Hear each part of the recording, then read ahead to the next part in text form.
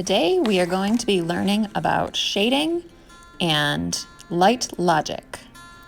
So these are different drawings done by myself and former students of three objects that are really good to practice drawing on that we're going to be doing today in this exercise. You've got your cone and your cube and your sphere, and they all create sort of different kinds of light that reflect on them and highlights and all that sort of stuff. So when you begin, you'll have this sort of setup on a piece of paper, and you'll need a direct light source, preferably from the side. You don't want too many light sources because the cast shadows will get really confusing. So you want to make sure that each one has some light illuminated on it. You're going to need your HB pencil to start out for drawing lightly. You're also going to need your regular number 2 pencil, the eraser, of course. You're also going to need your kneaded eraser and a blending stick if you want one. You're going to need your 4B and your 6B pencils towards the end. So to get started, we need to just start with a basic line. We're going to start with our horizon line, which we're going to use as the edge of the paper, and this will help to sort of separate the background space. So I would say, just for composition purposes, don't draw right directly in the center of your paper, maybe up a little bit more towards the top, so it'll give you some space to work with. Then I'm going to start with the cone. Now when you're drawing the cone, some people are tempted just to draw a triangle, but the bottom is curved. So you can turn your paper if it's easier to draw a straight line. If you want to use a straight edge, you can, but I would like to challenge you to not, because drawing straight lines is good practice. And the bottom is curved, sitting on the ground. And I think it's easier to turn your paper to the side, so I'm not actually like moving my wrist, I'm moving my whole arm to get that straight line. And then the curve, make it a little more curved at the bottom, and then erase the mistakes. You're also going to want to erase the horizon line inside the cone and just kind of clean it up a little bit. I'm also going to lightly add just a little bit of detail in the cone because it's a paper cone. So it's got that kind of wrapped edge to it. And line quality is important, so make sure if a line looks lighter to you, then obviously you apply less pressure to create that line. So next we're going to be drawing the sphere. And the sphere or the ball is in front of the cone, so it's going to be overlapped. And that's why you want to draw lightly, because things are going to overlap and you're going to be erasing some stuff. When I draw a circle, I do it kind of sketchy first, little lines, and then I darken it up as I'm more comfortable with how it looks. If I like the way it looks, then I go back and darken up the line or fix my mistakes instead of just one swooping circle line. Now we're going to do the cube, and this is the part that trips everybody up all the time. It's simple rules with a cube that you're just drawing straight lines, and there are 3 sets of lines that are parallel. And you want to make sure where you're going to place it on the paper. So think about hierarchy on your page.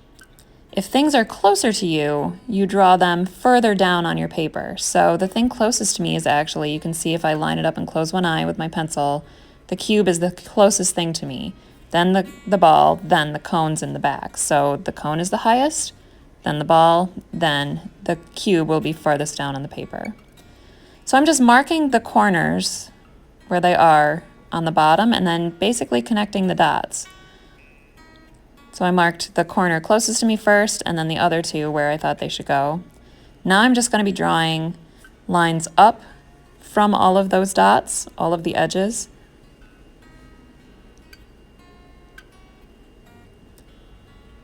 And you can see the 3 lines are parallel. And then I'm going to be drawing up the top lines.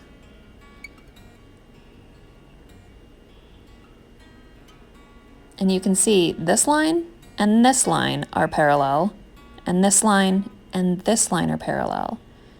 And these vertical lines are also all parallel. It kind of looks like a book. But those lines have to be parallel or the cube won't look right. Now this line, and this line are parallel. 3 lines, and then these 3 lines will be parallel too, and where these meet, you could even have them cross and then just erase. But you just have 3 different sets of parallel lines, so. And then just clean everything up. And there's your cube. You also want to make sure that you keep the lines light, erase out any overlapping lines, because when we shade, we don't want everything to look outlined. We want it to look real, like you could just touch it. So make sure you keep all your lines light, and we'll create the shape with the shading. So now you want to make sure you have your light source after you've gotten everything drawn the way you want it. I want the cast shadows to be pretty clear, so got to adjust that. Now I'm going to start with the sphere. On the sphere, you have the cast shadow that kind of looks like a stretched out oval. You can see on this one, there's the cast shadow, and you have your highlight, which will be the brightest part on the sphere. You have your reflected light, which is light bouncing off from the paper. And you also have your crest shadow, which is it's difficult to see, but it sort of rounds off the surface. The crest shadow is the light that comes off the paper. So I'm starting out with my darkest part of the sphere, and you can see that I'm going in little circles and drawing lightly at first. Even though it's the dark part of the sphere, you still have to build up the layers of shading. If you draw too darkly, you're gonna just end up getting these it won't blend well when you like smudge it with your finger, the blending stick. I'm also gonna draw in the cast shadows. They're basically just the shapes, but remember, draw lightly because we're gonna shade them in later. And they should all be going off in the same direction. So that's why you want that consistent light source.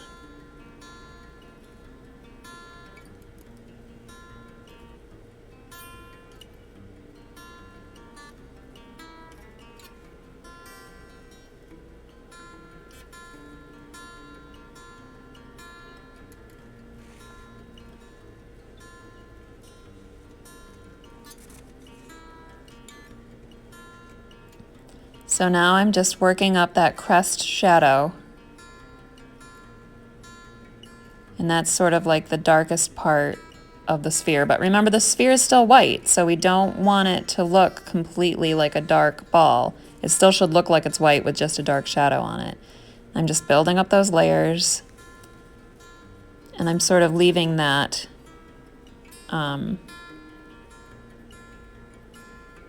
that reflected light that's bouncing back. You can see like underneath the ball. So you want to build up the layers in that darkest part. And you can definitely see it on the real ball, that kind of white light that's like near the cast shadow. That you definitely want to capture. And that will come out a lot more when we actually start to shade in the cast shadow, because that's the cast shadow is the darkest part of the drawing. So nothing on any of the objects should be as dark as the cast shadow. And the part where the object meets the cast shadow or the table, that should be the darkest part. And sometimes the shadows can get lighter as they go out more. So again, even though they're dark, you have to build up the layers. You have to be patient, and you can go in different directions, and just, I'm still kind of keeping my pencil going in little circular motions because it's easier to blend than if you have lines. Sometimes if you just go back and forth, you can get too many streaks, and then it doesn't smudge out as well when you go to blend it all together. You can even see I'm getting kind of like edges, so I want to smooth that out. Edges between where my circular shadows are. And you can do that. You can kind of fix that by like turning the paper in different directions instead of having all of your circles go in the same direction. And you can also use the blending stick for smaller areas that, you know, you can't use your finger in. And get that smoothed out a bit.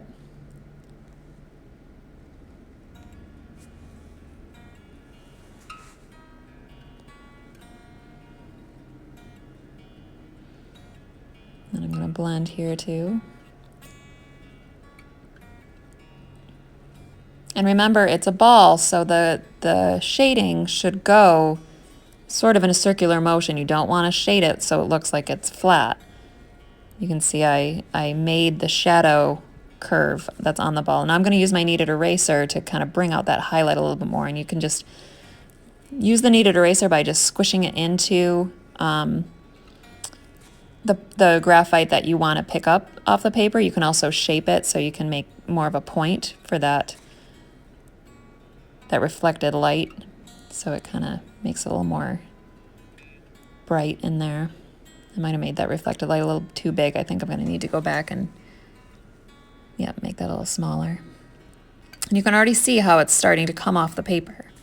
So now we're going to use our 4B or 2B pencil because you're building up the layers, and then you're going to go to 4B, and then 6B is last if you feel you need to go all the way to 6B. And 4B.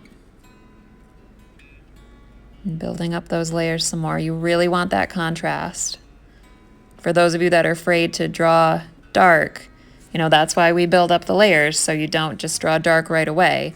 So hopefully you can build up confidence enough to get to this point where you're actually going to start making it pop out off the page. Because you can already see like how much better it looks with a little bit of dark added in the cast shadow. Which I would build up these layers even more and then blend them